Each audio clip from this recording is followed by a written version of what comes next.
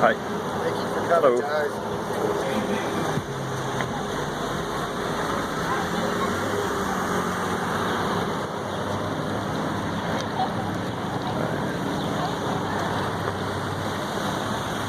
The board planning to introduce a voucher system such as the one she introduced in Douglas County, Colorado, to our district.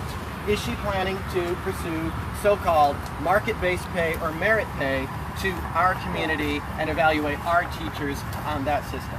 This is why we're here. These are the questions we are bringing before the board, and this is the purpose for our rally today. We want answers! We want answers! We want answers! We want answers! We want answers! We want answers! We want answers! We want answers! I thank you guys all for showing up to support our district.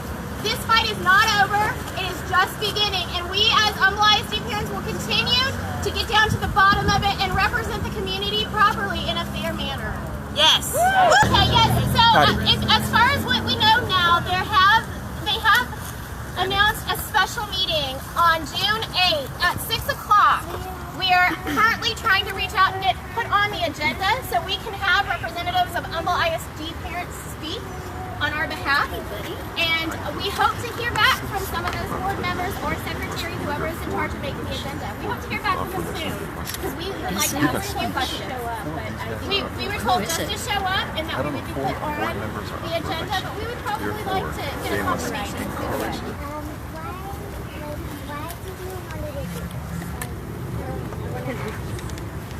Why would you do this?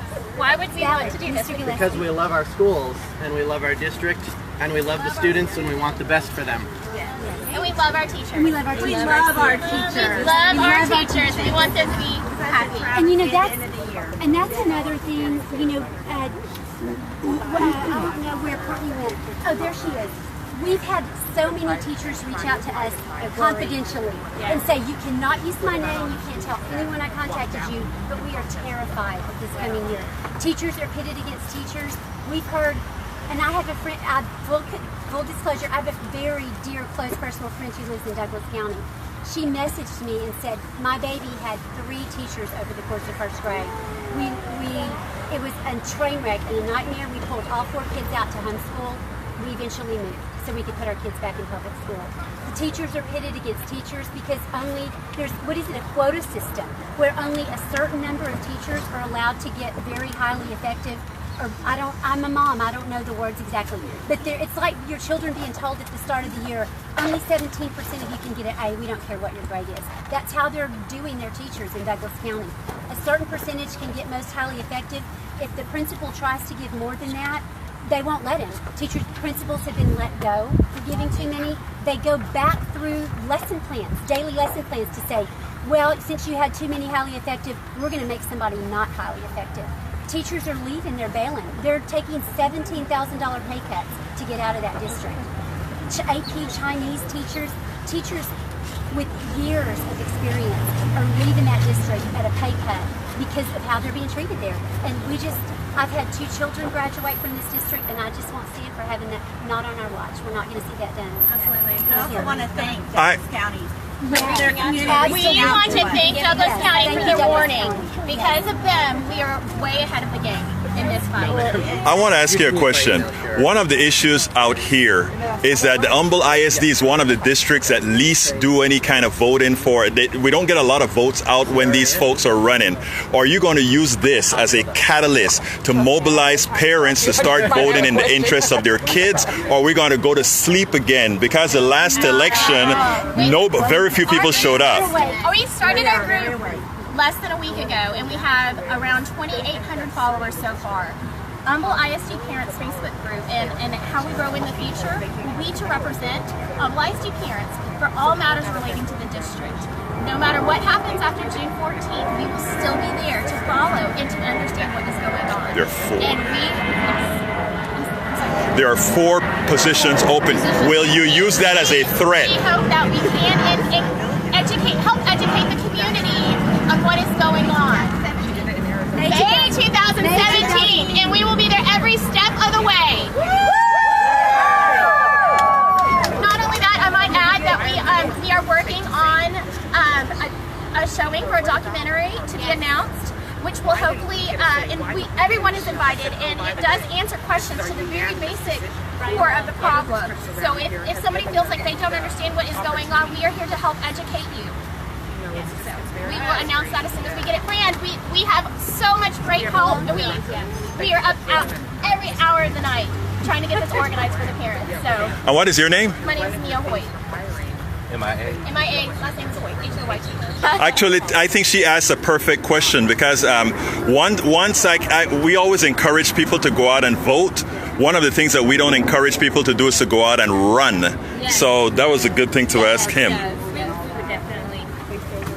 Well, you can be sure we're going to keep an eye on the elections from here on out. Absolutely sure. We are away. Too many on the board because the thing is, it's not just her, it's the whole board. And what's your name, ma'am? Patty Pinkley. And the thing is, if you look, they've been starting to call themselves a team of 8. They never did that before. So that scares me, I gotta say. What do you think that means? I think it means they're gonna do what they did in Colorado. All you have to do is look at Colorado and see that the board and her worked together in unison to do all these things we've talked about. And I feel that that's what they're going to do here. My biggest concern is that if things are coming, reforms are coming from the state level, and we have change in the district, we need a better leader to put us through, to help guide us through those changes, lead us through those changes. We need to, if we are going to have reform in Humble ISD, we need somebody strong that we can follow through with. Not somebody who, and trust. We want to rally behind them, not against them. Worry is in fear because of the controversy that surrounds them.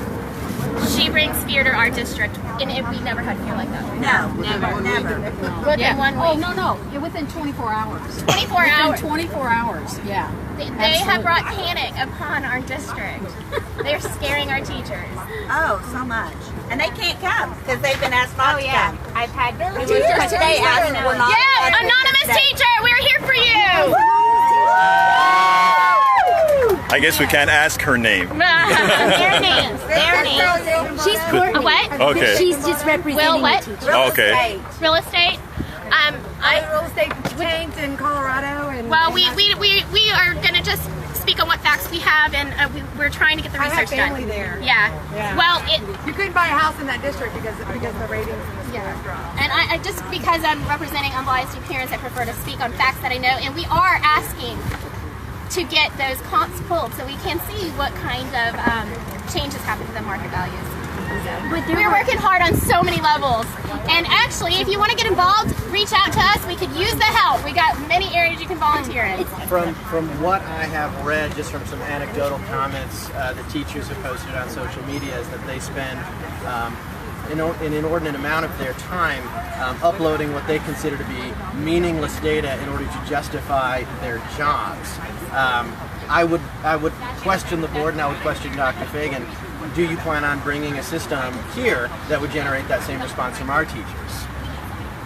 And they spent $10 million, as I understand it. They spent $10 million on a system. It found nine ineffective teachers at a cost of $10 million. I feel like you could probably ask the principals and they could find 9 ineffective teachers. You don't need 10 million. You could hire, how many is it? 200 teachers at $50,000 a year. Did I do the math right? 200 teachers at $50,000 a year, $10 million. They found 9 ineffective teachers. That boggles my mind that throughout the district, and of course the unintended result was, like Mr. Gillespie said, that there were hours spent on inputting data instead of teaching kids. Remember, those expenditures are just to feed money to their friends who do these consulting. Okay, just remember that. The other question that we Sad have. but true. Another question that we have for the board is, one of the things they said when a lot of the uproar began when they announced their candidate is that they expected some of this, and that none of this is a surprise to them. Our question to the board is, if they knew about this and they anticipated rallies such as this, why did they appoint such a controversial candidate? How does this sow trust between their constituents and the board. In Colorado, the hashtag was Fire Fagen. Yes. Before she left. Well, she hasn't left yet. It's not final until June 14th. That's right.